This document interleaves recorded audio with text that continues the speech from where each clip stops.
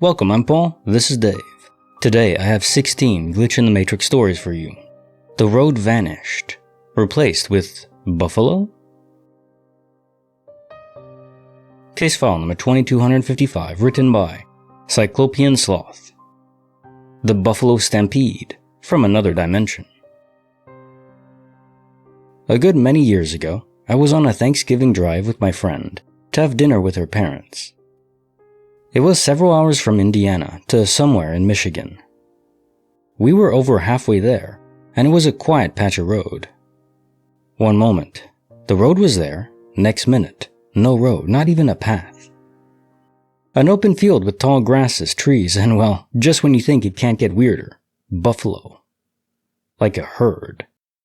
A herd of buffalo who are startled by a car appearing and begin to stampede. My ex, B, is yelling, "What do I do?" Like I do this all the time. I yell back, "We have to yell, there is a stampede going on. Try and stay where the road is." Which she did a most excellent job of. I'm not sure how long we were in Buffalo land before suddenly we were back on the road again. That's when we heard the police siren behind us. Have you ever tried to explain to a nice police officer that you were driving erratically because of the invisible herd of buffalo from another dimension? B just went with how tired she was, and he let us go with a warning. Have been on that road many times after, nothing weird and no buffalo. This reminds me of the scene in Back to the Future, where he just appears in a farm, obviously no buffalo involved, but it's still trippy. Where did she hide the flux capacitor? Case file number 2256, written by Freedom, Peace, Justice. The simulation error you need glasses to see. During the day, I wear prescription sunglasses. During the night, I wear prescription glasses. Some months ago, me and my wife traveled abroad. Before I left the house, I had the sunglasses on and picked up the case that would usually contain my glasses. Upon reaching our new location, before going out at night, I went to switch the sunglasses for the glasses and realized the case was empty. It was quite unnerving, as I had to spend my whole time there without my glasses during nighttime. Fast forward to a month later, and we went on another trip. Before leaving the house, I grabbed both my sunglasses and glasses, and put them both in my backpack. I even commented on not forgetting them this time. During the flight, I removed my scarf and sweater, and stuffed them inside my backpack. Before leaving the place, I opened the backpack and removed them again. While waiting for an Uber outside, during nighttime, I opened the backpack and tried looking for my glasses to switch them for the sunglasses, but couldn't find them. Inside the Uber, I also tried finding the case of the glasses, but couldn't find them. Got to the hotel, emptied the whole backpack, and they were not there. My wife double-checked, and they weren't anywhere to be seen. We both were quite upset. I thought about the various possibilities. Maybe they dropped from my backpack in the airplane? While we were waiting for the Uber? Maybe inside the Uber. Wishful thinking, I said that perhaps I had placed them down on the entrance desk of our house. After I had grabbed both cases to put them inside the backpack, and had stopped to put the sunglasses on my face. After another trip without my glasses, we came back to the house. I went to the office, placed the backpack on a chair, and emptied it. As I was emptying it, I grabbed the case of the sunglasses, and I remembered the glasses. Hoping that the glasses and the case would be there, it wasn't. I told my wife there was nothing there, and I was upset that I had to go get a new pair made. I went back to the office, emptied the whole backpack, wishing again that they'd magically be there, but obviously there was nothing. I put the backpack aside, and started sorting the stuff that I had just placed on the chair. To my absolute paralyzing shock, I grabbed the case of the sunglasses, and then another case inside it. There they were, my glasses. I was in complete bewilderment, and so was my wife. Seems like life really is a simulation, and has plenty of glitches. Case file number 2257, written by Lore Wive. Mickey, my battle-scarred friend. When I was 2, my mom bought me a Mickey Mouse soft toy about 20 centimeters tall. He came everywhere with me and was subject to a fair amount of abuse. For example, in the form of surgeries from one of my brothers. Tail snipped, arm ripped off, plastic eyes smashed and broken off in places from a metal bed frame, and was stitched up countless times. As a result, he looked very much worse for wear and didn't have his original red shorts, but instead a blue knitted jumper and blue shorts from another toy. When I was 24, I was in my apartment packing my suitcase for my first ever plane trip. I was off the following day to Scotland with my then boyfriend. He was on his way to collect me for the evening and then take me back to my apartment the next day to finish packing, and we would head straight to the airport from there. I walked from my bedroom with Mickey, looking at him, and I said aloud, "Luggage or carry on?" He looked back at me with his sad half-broken eyes and floppy ears. From where the cardboard holding them up had long since been surgically removed. I decided to carry on, of course, for my companion. He was such a constant in my life. Through all kinds of trials and tribulations, he was always there. I wasn't going to subject him to a stuffy suitcase. I heard a knock at the door. It was my boyfriend. I tossed Mickey onto the pile of clothes sitting in my open suitcase on the floor. It was just temporary, but I distinctly remember just chucking him there and opening the door. The next day, the first thing I noticed when I got back to my apartment was that Mickey was gone. He was nowhere. It's been 7 years and he's vanished. Note, I lived alone in an apartment building consisting of 4 units. Mine was the top left. The one below me, on the bottom left, housed a young Italian couple who kept to themselves, and the 2 on the right were empty, save for the builder and renovator who stayed there. No sign of a break-in, and who would steal a used-up Mickey Mouse out of everything? Another note, I moved out about a month later. He was gone. He was absolutely nowhere. I dreamt of Mickey for a few months, genuinely mourning the loss of him. Sorry for your loss. Case file number 2258, written by Pixel 3, The New Pocket Dimension. So, a weird thing happened on Saturday night. It was me and 3 friends in the room. They had a big Bluetooth speaker, which my phone was connected to and playing music. Everyone was chatting and chilling. My phone was on the table in the middle. At some point, I check it and drop it into my pants pocket. Notably, my clothing that day included loose-fit pants with 2 deep pockets and a front-zip Lululemon hoodie with 2 very shallow front pockets. I generally drop my phone into the pants pockets because it doesn't fit into my hoodie pockets without sticking out 40%. Anyway, we're all chatting and then the music cuts off. We're all like, huh? What happened?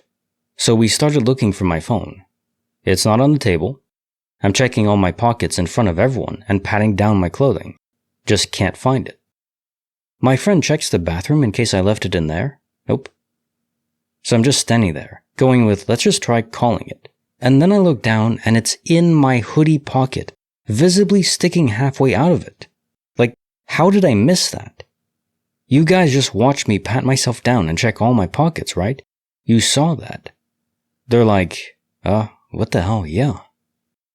So I opened my phone and hit play on the music, since it's no longer playing. And it's no longer connected to the Bluetooth speaker. I have to reconnect it. So we're all like, what the hell? That's freaking weird. Did it just blip in and out of reality? The shallow front pockets are an important detail, because the phone physically cannot fit more than halfway into the pocket. I for sure would have noticed it while patting myself down looking for it, and everyone else was there too. I've had another weird experience before, which was also about my phone, so this is the second time. What the hell? Case file number 2259, written by Purple Cow 86, An Unstable Rural Life. When I was 15 and my brother was 18, we drove a couple hours with our parents to visit my aunt and uncle for the weekend in their large early 1800s stone house they'd just purchased in a rural town. They hadn't finished all the rooms yet, so my bedroom for the weekend was a living room where they'd made up the couch for me. We had a big meal, a very normal evening, and everyone went to bed.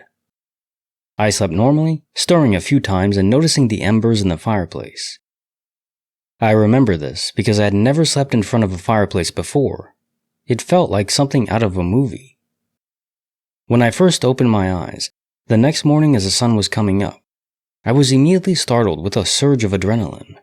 The entire living room had changed configuration.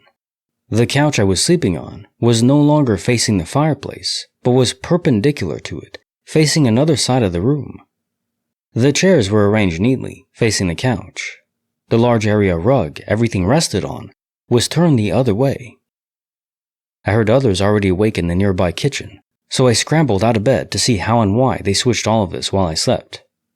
The adults laughed and said I must have been really tired when I went to sleep because the living room hadn't changed. We went back and forth for a bit, but they held firm, and at that point, I had no other explanation, so I agreed. My brother woke up, and we all had breakfast.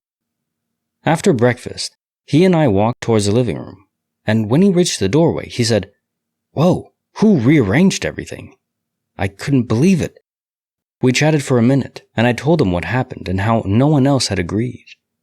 He described the furniture configuration to me exactly how it was when we were all in it the night before.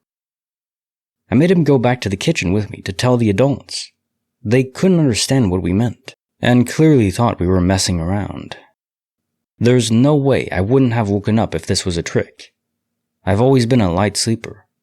The couch was huge, old, this velvet thing, and the rug was enormous and covered most of the room. Not only that, no one in the family was a tricking type, including my brother. We were so confused, but chalked it up to being tired, left it alone, and moved on. 2 years later, when I was 17, we visited them again. This time without my brother, as he had moved away. I stayed in a finished room upstairs this time, and had a very uneventful night's sleep. The next morning, the three of us got into my parents' van to head to a museum. When my dad started driving and pulled out onto the road, I was so confused about what he was doing, driving on the wrong side. When a car started approaching, I screamed, "Dad, watch out!" Both of my parents were startled and looked back at me, annoyed, asking what I was talking about. I asked them why the heck Dad was driving on the wrong side of the road. They looked at me like I was nuts and explained that he was not. I was so confused but stopped pressing it, as it was clear they were irritated about how I wasn't making any sense. This terrifying feeling of being on the wrong side of the road while driving lasted for days, only easing when we were close to arriving back home on Sunday. Then it was gone for good and has never come back. For a couple days, I just silently dealt with it in the back seat, trying to distract myself by listening to music and shutting my eyes. There were some other minor creepy things that happened in the house, but I'm very familiar with old houses and wasn't alarmed by them. These were the only 2 times in my life I remember experiencing a strange, deeply unsettling, discombobulated feeling, and both of them were tied to that house. I never visited the house again because my uncle died a few years later and my aunt sold it. Well, this screams quantum immortality to me, although to inhabit a new universe where the side of the road that you drive on is switched, that is a massive difference. So you'd have to be in a very distant universe. Curious. But the first time, with furniture switching around, that's not that big a deal, in terms of quantum immortality differences. Case file number 2260, written by 4Mars4, in Kansas, where the cows are in 2D. I've made the I-70 trip west through Kansas to Denver several times. One time, I was driving alone and looking at the scenery somewhere near Garden City, known for having lots of livestock and literally smelling like cow crap. On a grassy hill, right off the highway, was a black figure in the shape of a cow. I watched it, and as I got closer, the cow didn't move. Sometimes, you will see flat, 2D iron sculptures in the shape of a cow, cowboys, wagons, etc. in this area. I thought it was just one of those, but all of a sudden, it moved. It was almost like the cow was coming out of the black shape. The cow took off running. I was thinking, did I really just see that? Then I noticed some familiar vehicles I had passed on the road earlier. I was passing them again. They were very distinguishable, so there was no chance that they were just duplicates. One was an orange Hummer. How often do you see those? And the other was a big construction work truck of some sort. I believe there were others, but this happened years ago. I always thought the talk of being in a simulation was crazy, until this trip. Case file number 2261, written by Anonymous 4393442. Emily and the Baffling Train. I used to own a few Thomas the Tank Engine figurines, but by the start of 2024, most of them had been long lost, with the exception of Emily without her tender. I was clearing out my room last year when I found her tender engine, and joyfully reconnected the two long separated halves. I left Emily on the shelf, but occasionally still noted she was there, as she shares a name with someone I know, and her train looks nice. This morning, my mother called me down and showed me a container of long-lost toys that she had found stashed in the backyard.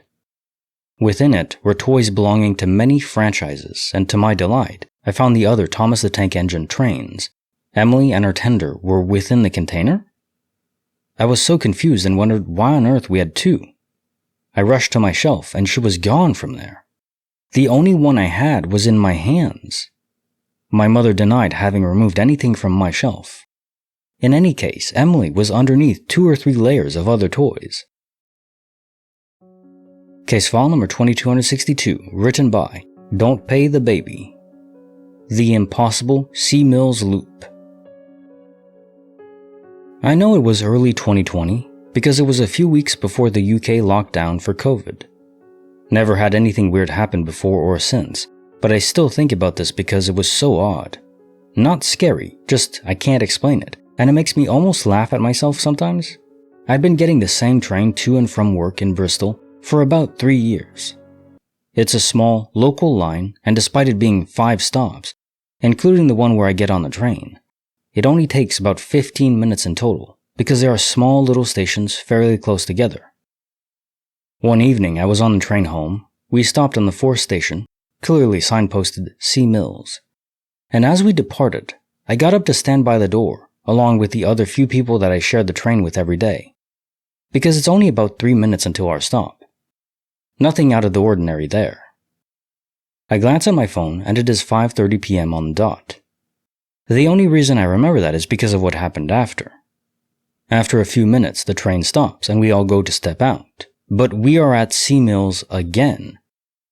Now I know it wasn't me losing my mind, because we all glanced around at each other with some sort of nervous confusion, as we all knew we just left that station and this one should be ours. In typical English fashion, nobody said anything, apart from this little boy that said something along the lines of, "Dad, how are we here again?" Got off the train and looked at my phone, and the time, 5:30 p.m. on the dot. Okay, so this seems like a space-time portal that literally reset the train back in time when crossed. And we know there's these portals all over the place on the road. Cars interact with them all the time. Why not trains, too? It would be more specific calibration because the train has to reappear exactly on the track where it was back, 3 minutes ago. But that seems like the only thing it could have happened. Case file number 2263, written by Environmental Boot 85. The Questions of Magic Mayo. I was feeling hungry and fancied some tuna mayo. I'd gotten the tin of tuna out of the cupboard and went to the fridge to get the mayo out. There was a bottle with about half a mayo left in it, but no other bottles of mayo. I took the mayo out and mixed it with the tuna and put the bottle back in the fridge. I made a note to get some mayo the next time I went shopping when I got paid. The next day, I went into the fridge and suddenly, there was an extra bottle of unopened mayo in the fridge on the door shelf right next to the milk. I wondered if at first I had missed it yesterday, but this was a huge bottle of Hellmann's mayonnaise, which was located right in front of me. The fridge had been opened numerous times so I could get the milk out for coffee, and I definitely would have spotted it before. The only people in the place at the time were myself and my mom. I mentioned it to my mom and she was just as stunned as I was. She hadn't been out either, and she had been in the fridge as well numerous times. I joked to her that I finally had a glitch and she agreed. Now if only it would do that for money. I agree. Get that money duplicating, or gold or silver, jewels, gems, wealth of any kind. Come on. Case file number 2264, written by Leopard Medium. The Game of Human Pac-Man. I moved from New York City to Tirana, Albania a month ago. The craziest thing to me is that dozens of times since I've gotten here, people keep literally walking straight into me. The footpaths here are 15 feet wide or more. I'm the only one walking on them. I see someone approaching from about 100 feet away. I'm on the far right side of the path, they're towards the center or on the far left. I'm walking a very straight line, being extremely predictable in my trajectory. Then they'll drift across the entire path, and by the time they're within 5 or 10 feet, they're directly in front of me, and one of us will have to step aside, or a few times they've bumped into me. I've had this happen from behind too. I'm the only person walking on a 15-foot wide path, and a jogger comes up behind me and runs right into me. As I was walking to a cafe just now, I was wondering why this keeps happening, and I decided I was going to write about it, and as soon as I thought about it, a little girl ran down a perpendicular path and smacked straight into me. What on earth is going on? It's like a video game, and everybody's snapping onto the player character's location. It's not just a difference in cultural norms, or spatial awareness, or attempted pickpocketing. It's some weird subconscious phenomenon that keeps happening, repeatedly, for weeks. Case file number 2265, written by Nifty Goblin. The Chronically Bizarre Universe. My mom and I are still a bit freaked out about this. I'm 28 and live with my mom because she is chronically ill. We still have a landline phone, since my mom insists on it and finds it good to have both. Earlier today, my mom was irritated and told me she couldn't find the home phone and she needed it. I was sitting in an armchair directly next to the charger port, so when she mentioned it, I looked over at the port and it was empty. I told my mom this and she looked over at it, then said she was going to look and see if she had left it in the bathroom. I went back to what I was reading, and after only like a minute or two, my mom walked back into the living room. I then hear my mom go, "Wait, it's right there." I looked up from my reading, and sure enough, the home phone was sitting right next to me on the charger port. My mom and I are both pretty stunned by this, since we both saw it and confirmed that it wasn't there before. Only a few minutes passed, and I was sitting directly next to it the entire time. Case file number 2266, written by Rodrogas69. The Mighty Pen, Thwarted. I was in an English course class. The chairs were positioned in a manner where they were all against the wall, not the usual bunch of chairs behind each other. Just explaining this so you can understand how it happened. What happened on this day was a person at my side asked for a pen, and another one on the opposite side of the room wanted to lend it to him, so he threw it. I guess he threw it a little bit stronger than intended. The pen went straight to the eye of the person who asked for the pen. It would have hit him straight in the eye on the trajectory it was making. However, the pen seemed to slow down to a full stop right in front of his face and dropped on his hand. It didn't actually hit him. I remember the girl on his side was looking in his direction like, what the hell just happened? Could be she just thought it was going to hit his face or something. I never talked to her about it, but this has always been on my mind. I keep wondering what happened. Is this dumb or possibly a glitch? You know, it could be a guardian angel. Case file number 2267, written by Scum Bunny. The Pristine Gem Anomaly. Found my pair of glasses in my driveway, in the tracks of my truck. Thought, crap, I had run over my glasses. I remember wearing them home from work and trying to keep them in the truck. These are my work pair. Then I arrived at work today thinking, damn it, I found my glasses smashed this morning and forgot to grab a backup pair. Guess I'm working without my glasses today. Start setting up my station and found the top pair on my counter. Same lenses and everything. Only I don't remember my glasses having gemstones. My driveway is not easily accessible to the general public. Besides, who would toss their glasses in the path of my truck? I also haven't driven in 3 days due to an ice storm. So the glasses were in the path, run over, without me driving since I last worked. This isn't making any sense. It's the exact same pair minus the gemstones. Freaking glitch, man. My mind is boggled. 2 identical pairs of light purple reading glasses. The pair on the bottom is smashed, broken, and muddy. The pair on the top is perfectly fine and usable. The only difference between the two, other than the bottom pair being smashed to bits, is that the top pair has gemstones on the corners. Case file number 2268, written by Important Nose 2855. Kroger and the Chameleon phone. Okay, so in November 2024, I had a hair appointment to dye my hair. The person who usually dyes it is my cousin, and I was changing the color to pink. The pink I chose is somewhat vibrant, and it was better for me to choose this box dye. I have a lot of hair that's really thick, and we needed 2 more boxes. You can find it at your local Walgreens or something. My mom went, and she FaceTimed me, and it wasn't there, so she went to Kroger's. It's a major grocery store chain in the South. And she called me saying she found only 1 box, and she was going to Walmart next, since it's close, and that was that. 35-ish minutes later, she came home in a panic, empty-handed, unable to find her phone. She tends to lose things a lot, so we checked the car inside and out, and it wasn't there.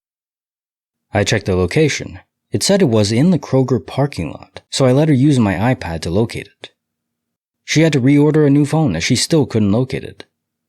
She had insurance, thankfully, because we had to drive out of state to pick up my uncle for Thanksgiving, due to my city not having a major airport, later that next week, and she got a new one in time. Fast forward 2 weeks ago, she was deep cleaning her room, and she finds the original phone just laying on the dresser. Keep in mind, it said it was in a parking lot weeks ago, and the last time she called me on the same phone, she was in the store. It definitely wasn't mine because we had the same looking one, but mine is very different. I was holding it when she found it. She searched her clothes and everything, only for it to show up randomly on her dresser, and my mom loves random phone cases when I just like basic ones. She had a giant blue case on hers with flowers, and when she found her phone, it had a random glitter one she didn't use anymore. She turned on the phone and lo and behold, it still had the screen from us turning it off, in case somebody stole it, and appeared to have water damage. She's always been very careful to not drop it, and never had water on it before. Seems like someone is looking out for her possessions. Curious. Is this a ghost, or the universe itself correcting her mistake? Case file number 2269, written by Psychological Web 4. The Leaky Lifeforce. My roommates and I live in an older building, where the upstairs was renovated into a 3-bedroom apartment. There were 3 of us living here until about November. Our 3rd roommate moved out, due to an opportunity she was pursuing in a bigger city hours away. It is now just my best friend and I living here.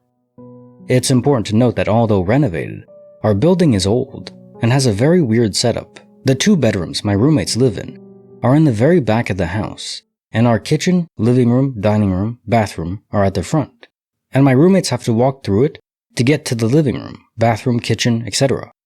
So they walk through it frequently. Several months ago, while our 3rd roommate was still here, this creepy thing happened one night. I went into the bedroom to get ready for bed and noticed some red droplets on the ground, in this spot in my room. I was very confused, and ended up getting a rag to wipe it up. Of course, I smelled it, and yep, 100% blood. Our 3rd roommate was on her period and bleeding super heavy. My best friend and I were a bit freaked out, but reasoned that she must have somehow accidentally dripped if her pad was leaking while walking through my room to her room. Of course, we didn't say anything more about it because we didn't want to embarrass her. Fast forward to present day. It's been about 3 months since it last happened, and I woke up this morning to more spots once again on the floor of my room in the exact same spot. I cannot logically reason anything this time. I'm on my time now too, but actively had tight leggings on for the entire day yesterday. There's just no way that I leaked this amount on the floor. My best friend is not on her period, nor was she really even home yesterday. Our 3rd roommate no longer lives here. I was home for most of the day yesterday and was even cleaning up my room. I know for a fact the spot wasn't there. I left at about 5 p.m. to go eat with my family. I get back around 10, go into the bathroom to get ready for bed, change beside my bed, then get into bed. The spot is on the complete opposite end of my room. I didn't even walk over there upon getting home. Like I mentioned, my roommate wasn't really home for the day either, and even when she got home, she walked through my room to go to hers. The spot is not in the walking path to her room. It's off on the side where she wouldn't walk. We have no pets, we don't have a pest problem, though we had a mouse in the past. I'm just absolutely freaked out over what this could be. Case file number 2270, written by These Hair 193, The Child That Never Was. I visited my brother after several years of not seeing him and his family. He lives out of state, and he moved around a lot with his family for work. I was going to be in his town for a work conference. I called him up and said I'd be driving to his town if I could come by and visit. He had 3 kids, 2 girls and 1 boy, ages 7 female, 9 male, and 13 female. The ages and numbers of kids are important. On the day off, I arrived at my brother's house with my puppy early in the morning, since I needed to be at the conference at 8:30 a.m. This is during winter break from school, so the kids were home. My brother and his wife were up and 3 kids were playing in the living room. The kids that were playing in the living room consisted of 2 boys, who looked around 9 years old and a 10-year-old, and a 7-year-old girl who was the youngest. I thought to myself, that's strange. I thought he had 2 girls and 1 boy, and 1 girl was much older. But I don't say anything because I hadn't seen him in quite a while, since I lived in another state for that whole time and just recently moved closer to me. I thought I had remembered incorrectly. I sat in the living room and talked to my brother and sister-in-law, while the kids played, and every once in a while they would come up to me and talk and play, or tell a story, etc., and they were all over the puppy. One of my brother's sons is autistic, with a speech issue, but the other boy kept covering his mouth and pushing him playfully. I thought this was just children horsing around. The daughter came up to me and took my hand, and led me to the kitchen to show me the backyard. We looked through the window of the back door. She said, "This is where I'll take the dog to go pee later." The other 2 kids followed us to the kitchen. The back door is one that opens to the back stairs that lead into the basement. When we were done looking outside, we walked back into the living room, but one of the boys didn't follow us back. My dog stayed back too, and started to bark in the direction of the back door and the back stairs. I figured the little boy had gone downstairs or something, and that my dog was just barking at him. I went to sit in the living room for a few more minutes while the 2 remaining kids played with the dog. Before I left my brother's house, we agreed that my brother and his wife would meet me at the hotel for lunch later. At lunch, my sister-in-law talked about her kids and how I didn't get to see their oldest daughter, who was still sleeping when I was there. She said I would be able to see her on Sunday when I pick up my dog.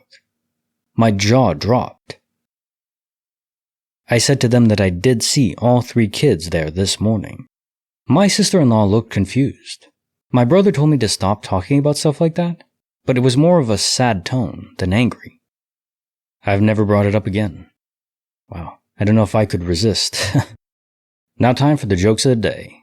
Ordering a $40 pizza, having it delivered $5, having your kids eat the whole thing before you get home, sliceless. Damn thieves. Matched with a woman on Tinder, and after some chatting, I asked what she did for a living. She replied that she was a content creator on YouTube. I said, "Must be nice knowing you're satisfied with the videos you make." Yes, I too am a content video creator. I suspect my wife has been pouring glue on my antique gun collection.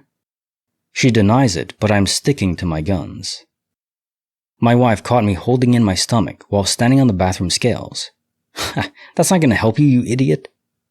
It does. It's the only way I can see the numbers. My wife stopped me from taking my first bite at the restaurant, saying that we need to pray first. "Nah, there's no need," I replied. "But why?" she asked. "We always pray at home when I cook dinner." "Because I think we'll be fine here. The chef knows what he's doing." Someone sleeping on the couch, huh? Like the video, subscribe, hit the bell. Kinetic Symphony, signing off.